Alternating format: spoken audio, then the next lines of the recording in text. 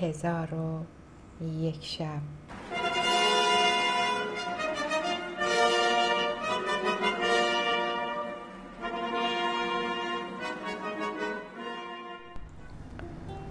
حکایت ما رسید به شب پنجم. چون شب پنجم برآمد، حکایت ملک سندباد. شهرزاد گفت: ای ملک جوانبخت. وزیر گفت: چون است حکایت ملک سندباد؟ گفت: شنیده‌ام که ملکی از ملوک پارس همیشه به نخجیر رفتی و تفرج دوست داشتی. شاهینی داشت که دست پرورد بود و شب و روز آن را از خود دور نکردی و تاسکی زرین از برای آن شاهین ساخته و در گردنش آویخته بود که هنگام تشنگی آب از آن تاسک می‌خورد. روزی ملک شاهین به دست گرفته با غلامان به نخجیرگاه شد و دام بگستردند. غزالی به دام افتاد. ملک گفت: هر کس که غزال از پیش او رد شود بخواهم کشت. سپاهیان به غزال گرد آمدند. غزال به سوی ملک بیامد و از بالای سر ملک بجست. غلامان به یکدیگر نگاه کردند. ملک با وزیر گفت: چه میگویند؟ گفت: ای ملک، تو گفته بودی که غزال از پیش هر کس بجهد او را بکشی. اکنون غزال از پیش تو جسته. ملک گفت: از پی غزال خواهم رفت تا آن را به دست آورم. پس ملک از پی غزال بتاخت و شاهین بر سر غزال نشسته به چشمانش همی زد تا آنکه غزال کور گشت و گریختن نتوانست. آنگاه ملک رسیده غزال را ذبح کرد و از فتراکش بیاویخت. ملک بسیار تشنه شد. به سایه درختی آمده دید که آبی قطره قطره از درخت همی چکد. تاس از گردن شاهین بگرفت، پر از آب کرده خواست بخورد. شاهین پری بر تاسک زد و آب بریخت. ملک دوباره تاس پر از آب کرد. چنان یافت که شاهین تشنه است. آب به پیش شاهین گذاشت. شاهین پر بر تاسک زده آب بریخت. ملک باز آن را پر از آب کرده به پیش اسب گذاشت. شاهین پر زده آب بریخت. ملک در خشم شد. گفت: نه خود آب خوردی و نه من و نه اسب را گذاشتی که آب بخورد.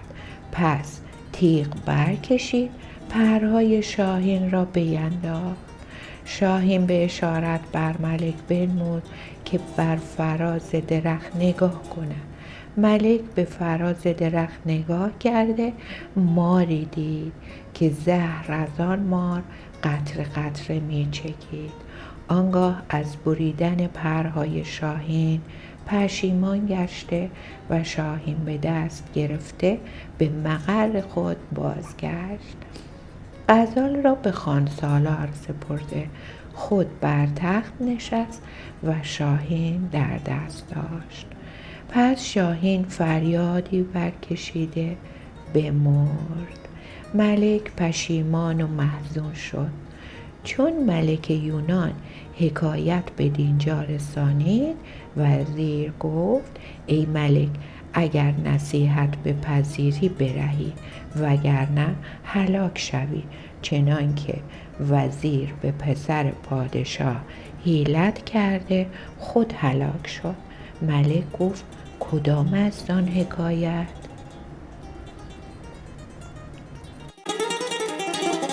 حال حکایت وزیر و پسر پادشاه. وزیر گفت: شنیدم که ملکی از ملوک پسری داشت. پسر خواست که به نخجیر شود. ملک وزیر را با او بفرستاد. ایشان شکار همی کردند تا اینکه به غزالی رسیدند. وزیر گفت این غزال را بگیر. ملک زاده اسب بتاخت. او و غزال از دیده سپاهیان ناپدید شدند. ملک زاده در بیابان به حیرت اندر بود، نمیدانست کجا رود. آنگاه دختری بدید گریان. با او گفت کیستی و از بهر چه گریانی؟ دختر گفت من دختر ملک هند بودم. سوار گشته به نخجیر شدم. مرا خواب در رو بود. از اسب به زیر افتادم و راه به جایی ندانستم.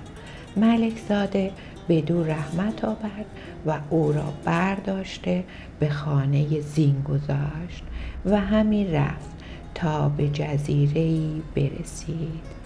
دختر از ملک زاده درخواست کرد که او را از زین فرود آورد.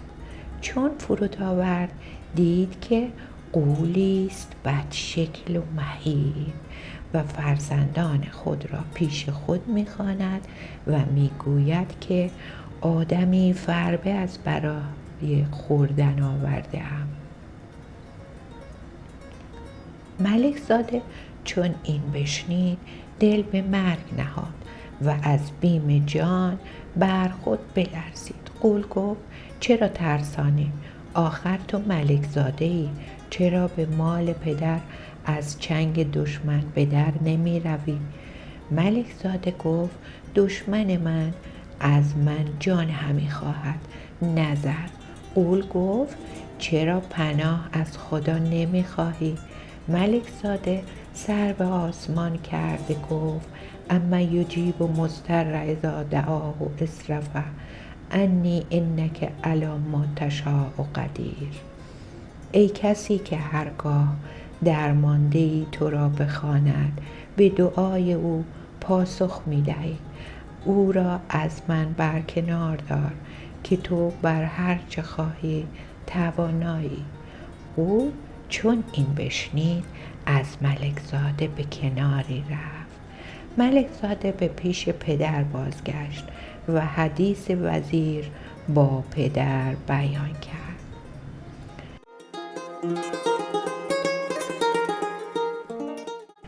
تو نیز ای ملک اگر به گفته حکیم رویان دل بنهی در کشتن تو تدبیری کند و به زودی کشته شوی چنان که در بهبودی تو تدبیر کرد. ملک یونان گفت راست گفتی که او چنان که به آسانی مرا از برص خلاص کرد تواند که دست گلی به من دهد که من آن را بوییده هلاک شوم. اکنون بازگوی که رأی صواب کدام است؟ وزیر گفت او را بکش و از شر او به راحت اندر باش و پیش از آن که او با تو کید کند تو حیلت بر او تمام کن. حال ملک یونان حکیم رویان را بخواست. حکیم رویان حاضر آمد و آستان ملک را بوسه داد و گفت خدایگان جهانا خدای یار تو باد، سعادت ابدی جفت روزگار تو باد. به هر کجا که زنی تیغ دست تو باد، به هر کجا که نهی پای کار تو باد. و باز خواند فخر کن بر همه شاهان که تو را شاید فخر، ناز کن بر همه میران که تو را زیبد ناز. گوی فتح و ظفر اندر خم چوگان تو باد، ساحت کون و مکان عرصه میدان تو باد. و باز بخواند خورشید به همت بلندت ماند، اندیشه به رفتن سمندت ماند، پیچیدن افعی به کمندت ماند، آتش به سنان دیو بندت ماند. چون حکیم رویان ابیات به انجام رسانید، ملک گفت دانی که از بهر چه خواستمت؟ حکیم گفت لا یعلم الغیب الا الله، کسی جز خدا از نهان آگاه نیست. ملک گفت تو را از بهر کشتن آوردم. حکیم از این سخن در عجب شد و حیران مانده گفت به کدام گناه مرا خواهی کشت؟ ملک گفت تو جاسوسی و به قصد کشتن من آمده ای. پیش از آن که تو مرا بکشی من تو را بکشم. آنگاه ملک سیاف خواست و به کشتن حکیم اشارت فرمود. حکیم گفت مرا مکش که خدا تو را نکشد. ملک گفت تا تو را نکشم ایمن نتوانم زیست و همی ترسم که با اندک چیزی مرا بکشی، چنان که چوگان به دست من داده مرا از برص خلاص کردی. حکیم گفت ای ملک، پاداش نیکویی من نه این است. ملک گفت ناچار باید کشته شوی. حکیم رویان هلاک خویشتن یقین کرده محزون شد و بگریست و از نیکویی ها که با ملک کرده بود پشیمان گشت و گفت قحط وفاست در بنه آخرالزمان. هان ای حکیم پرده عزلت بساز هان.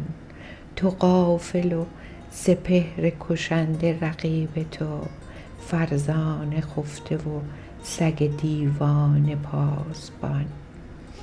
آنگاه سیاف پیش رفته شمشیر برکشید و کشتن را دستوری خواست. حکیم رویان بگریست و با ملک گفت ای بر سر خلق سایه عدل خدای، بخشودنیم بر من مسکین بخشای. پس از آن بگریست و گفت ای ملک، پاداش من نه این بود، تو مرا پاداش همی دهی چنان که نهنگ صیاد را. ملک گفت چون است حکایت نهنگ با صیاد؟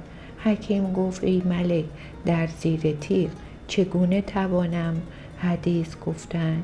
تو از من درگذر و به غریبی من ببخشای که خدای تعالی بخشندگان ببخشاید. پس در آن هنگام یکی از خاصان پایه سریر ملک را بوسه داده گفت ای ملک، از او درگذر که ما گناهی از او ندیده ایم.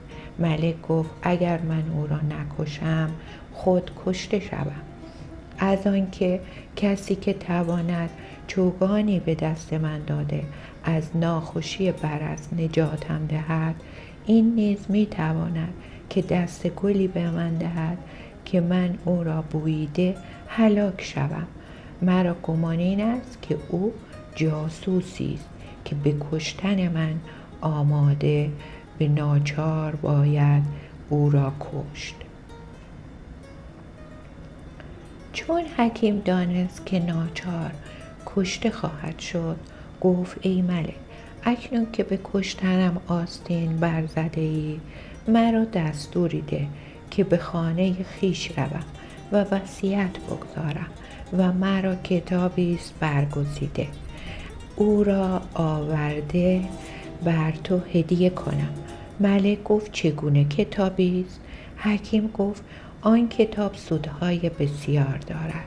کمتر سودش این است که پس از آنکه سر بریده شود، ملک آن کتاب را بگشاید و از صفحه دست چپ 3 سطر بخواند. آنگاه سر من در سخن آید و آنچه ملک سؤال کند پاسخ دهد. ملک را از این سخن عجب آمد و حکیم را به پاسبان سپرده جواز رفتنش داد. حکیم به خانه خویش رفته 2 روز در خانه همی بود. روز 3 به پیشگاه ملک حاضر گشت کتابی کهن با مکله‌ای در دست داشت. طبقی خواسته. از آن مکله اندکی دارو به طبق فرو ریخت و گفت ای ملک، این کتاب بگیر. چون سر مرا ببرند بفرمای که در همین طبق نهاده بدین دارو بیالایند که خونش بازیستد. آنگاه کتاب گشوده بدان سان که گفتم 3 سطر بخوان و از سر من آنچه خواهی سؤال کن.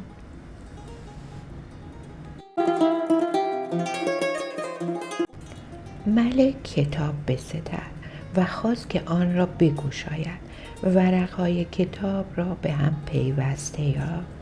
انگشت به آب دهن تر کرده ورقی بگشود و به آسانی گشوده نمیشد. چون 6 ورق بگشود به کتاب اندر خطی نیافت. گفت ای حکیم، خطی در کتاب ندیدم. حکیم گفت ورقی چند نیز بگردان. ملک اوراق همی گشود تا اینکه زهری که حکیم در کتاب به کار برده بود بر ملک کارگر آمد و فریادی بلند برآورد. حکیم رویان چون حالت ملک بدید گفت ای ملک، نگفتمت حذر کن ز دود درونهای ریش که ریش درون عاقبت سر کند. به هم برمکن تا توانی دلی که آهی جهانی به هم برکند. و هنوز حکیم ابیات به انجام نرسانیده بود که ملک درگذشت. چون صیاد سخن بدینجا رسانید گفت ای عفریت، بدان که اگر ملک یونان قصد کشتن حکیم رویان نمی کرد خدای تعالی او را نمی کشت. تو نیز ای عفریت اگر نمی خواستی که مرا بکشی خدای تعالی تو را نمی کشت. چون قصه به دینجا رسید بامداد شد و شهرزاد لب از داستان فرو بست. عزیزان تا حکایت شب 5 بدرود.